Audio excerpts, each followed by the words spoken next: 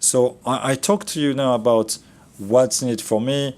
I talked about the entrepreneur, the government side, the companies that want to participate. And let's talk now a little bit about the impact of all those things, because so far I've been talking for a while telling you that this is great, but I haven't proven it to you. Well, first, we did our homework.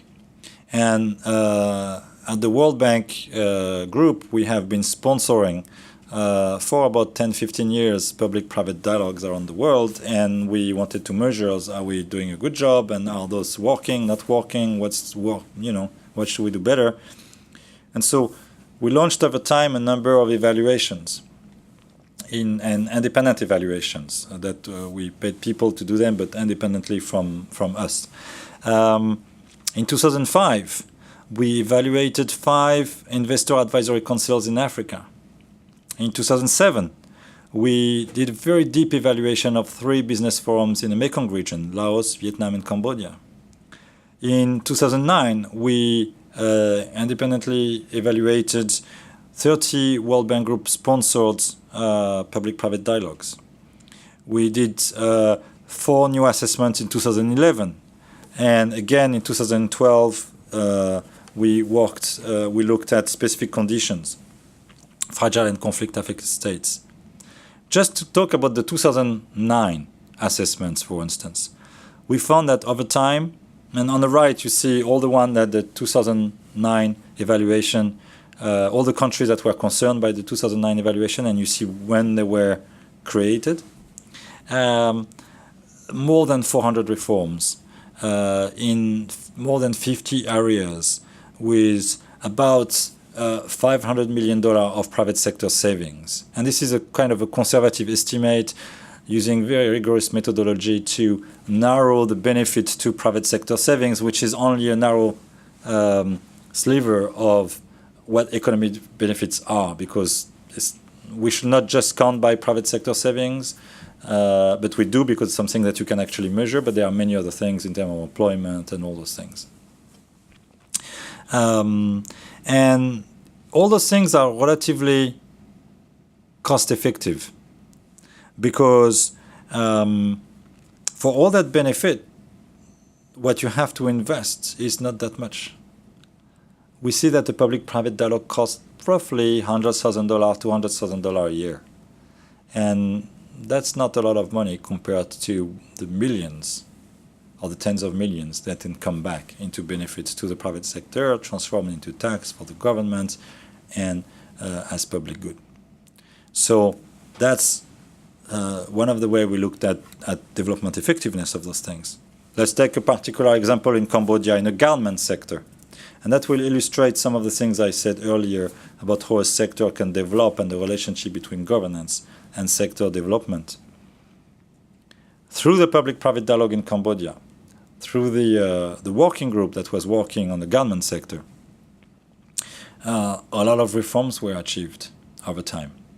And those reforms were just impossible to do in Cambodia without that platform. Reduction of export management fees, reduction of bureaucracy, and reduction of the number of documentation required for import and export procedures. The certificate of origin is now issued in less than 2 days. The Asikuda system was introduced for automated export documentation, saving a lot of time, a lot of money to people. The export procedures were made much more transparent and well communicated to people, so the private sector knew what to expect when they exported textile. There were negotiation, high-level negotiation, but done through that public-private dialogue on the employer's contribution to the National Security Fund. And even the very complicated issues of labor laws and all the issues related that were just impossible to change because of the very difficult relationship you had between the employers, the government, the trade unions. This was smoothed through the public-private dialogue. And it was not the first issue that they actually decided to tackle. It took them about 6 years to come to create a new working group on labor issues because at the beginning it was easier to get things going with less contentious issues. But this public-private dialogue in Cambodia, while it was kind of well-oiled machine, eventually they brought in labor issues into it, and guess what? They went through the machine, and you got a new union law established, and the decade-long dispute about the night shift and how much people should be paid in the night shift. And this is crucial for the garment and textile industry, because you cannot run a textile mill if it's not running 24/7 nowadays. And so you need people at night. And so how much you're going to pay those people at night? Is it double, triple the way that you're going to pay them during the day? Is it just a different night shift and all this? So this was negotiated through this public-private dialogue, and it completely boosted the sector. And it boosted the sector because it also shortcutted the entrenchments that you have in the relationship between a few people who are doing garment and people in the government to an equal playing field, so everybody could participate. And this is the result. The result is economic development. And you look at the takeoff of this graph, and in this slide, you see really stronger exports, number of factory rising, number of workers, and of course, I will not go and claim 100% of attribution of the public of this economic development to the GPSF, which is a government private sector forum of Cambodia. But I attribute a good share to it, because the international trade agreements, of course, have a very strong, and NAFTA and all those things have a very strong influence on the textile sector. But we could see those reforms taking place, and they could not have, taken place without the public-private dialogue. I'll tell you one story on Cambodia. The head of the textile working group was one very strong advocate. And he was such an advocate at the beginning that it was a disruption for the government and for the local government, where he was actually trying to set up factories because he couldn't get the right permits, because people wanted bribe and he would not give bribes and all those things. And eventually he got actually jailed. And at some point there were WTO negotiations that Cambodia wanted to be part of. And the Prime Minister was saying, we're going to go to this negotiation. And I think the Minister of Industry most likely wanted to go there and say, look, we need the private sector to come with us, because the sector development, we need the view of the private sector. We can't go there naked. We need those guys with us. Where is the strongest advocate? And the Prime Minister was asking, where are those people? Where are the biggest experts? Well, the head of the government working group is actually in jail right now, and we put it in jail. And so eventually they had to take him out, and he went and they did successful WTO negotiations. And so this is an example where you see that the economic development of a country is the first priority, and the way to show that the input of the private sector into this public-private relationship is an essential element to economic development, and that's stronger than the political seal that sometimes politicians wants to put on, public speaking, different type of opinion you might have in a country, entrenched system, and all this. This was just a little story as a parenthesis. But we were talking about impact, and I gave you those evaluations that the World Bank did. I gave you the case of Cambodia. I want here to give you a case of Madagascar. This was a case that was, I did not participate myself to this initiative, but someone from the World Bank described it to us. And this is where you had a lot of local economic development and sector development through public-private dialogue, especially at the subnational level. And that translated into a lot of new loans for the micro and small enterprises, 9,000 new direct jobs, 36,000 new firm registers in those three areas, in Madagascar, and 2,000 workers trained. And so these are things that are very tangible, and they were achieved through a growth mechanism where the public sector was really reaching out to the private sector and trying to do it together. And that can translate sometime, like in the area of Nosy or Fort Dauphin, into not just like jobs regulation, but actually infrastructure that people can see from their own eyes, like going from a place where people had to cross, the river to a place with an actual bridge and a dam, the Pont Cassé in Nosy Bay, or the road development, strong infrastructure, retaining wall, and so on and so forth. And so these are examples of infrastructure development you can get by really involving the people. Where do we need to invest? How do we need to invest? Where are the areas where you have the most export, where you have the most traders, that if we had a road, it will give ability for people to reach the market more easily? These are things that the private sector dialogue has done. These are real, actual impact. And actually, we went beyond those few cases we're giving you to do a more systemic study of sectors. We looked at 18 different sectors, and we tried to see if there were a correlation of the sector growth with dialogue between the public and private sector actors. And we found that in most of the cases. Whether it was the salmon in Chile.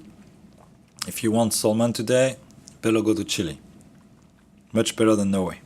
Great salmon over there. Because they have a specialization, and they specialize themselves. That's not without danger, by the way. But industrial policy took place, and the wine industry in South Africa is now it's big. It's a huge competitor to my beloved French wines. The tea in Sri Lanka, the cut flowers in Kenya or in Ethiopia, the small household appliances in China. When you look at all those developments and those huge sector takeoff, you will find a public-private dialogue mechanism lurking in the dark right behind those curves. Because those kind of development just cannot happen without coordination between the actors. We decided to look into this a little bit more closely even. And we said, well, it's hard to compare all those cases because they all have different situations. Something might have happened. So we said, well, let's take a market which is relatively homogeneous. And we said, let's take the Mediterranean market. And let's take two sectors in there. The cruise tourism sector. These are the big boats that come in. And also the citrus sector. Oranges, pomelos, lemons, all that stuff. Why those two sectors? Because if you've traveled through the Mediterranean Sea, as I've done, you will see that you could stop anywhere and you have amazing places to see.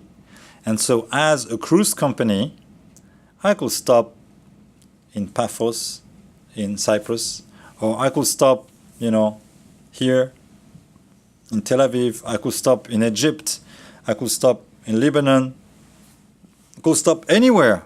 I've got amazing stuff to see. And so the question is, what's going to determine the willingness of the cruise ship to stop here rather than there?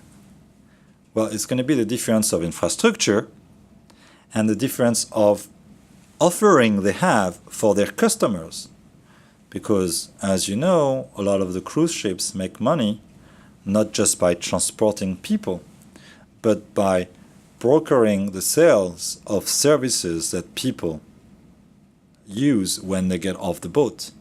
If it's a one-day cruise, one-day, walk and come back, go to see the pyramids and come back, go to see this big museum and come back, go and have a restaurant thing, go to the spa, go to here, go to there. The deeper the offering, the more money the cruise ship will make.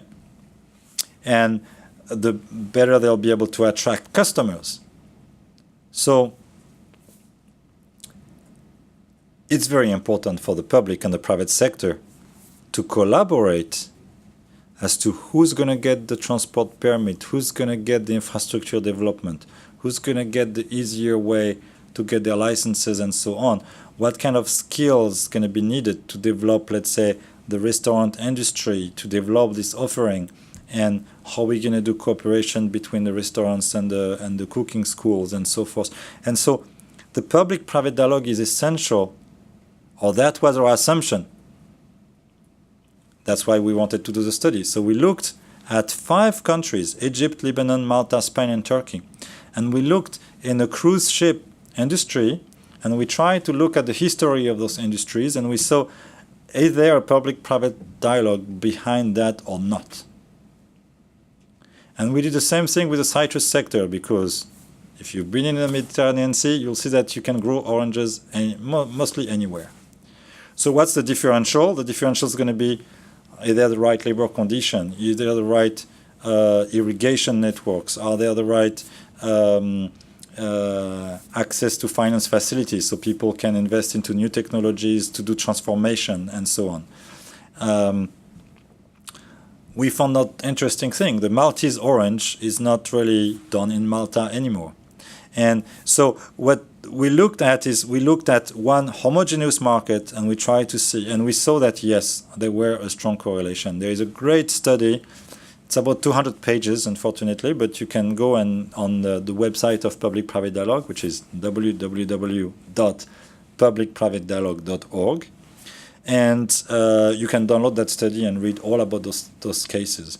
But that was not enough for us. We wanted to see if you could take one region with the same exact political system and look at the different sector in that region and see if the different clusters had grown more or less depending on the amount of dialogue that we had. And we did this in Catalonia, and we took 10 sectors in Catalonia, and we did 10 local economic development case studies in Catalonia, and we saw that behind that we have very strong public-private dialogue thing. And the regions that managed to adapt to new technologies had this kind of ability, this kind of super power, secret power.